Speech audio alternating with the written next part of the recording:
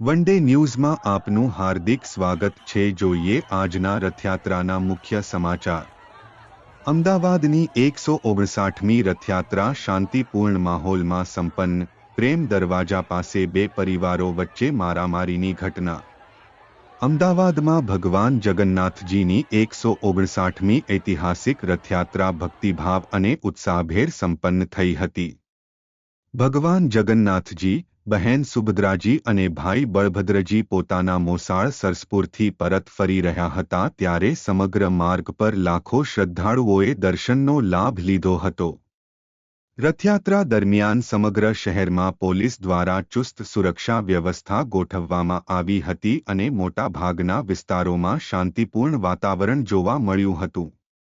જો કે ભગવાનના રથો પ્રેમ દરવાજા વિસ્તારમાં પહોંચ્યા ત્યારે બે પરિવારો વચ્ચે કોઈ કારણસર બોલાચાલી થતા મામલો ઉગ્ર બન્યો હતો.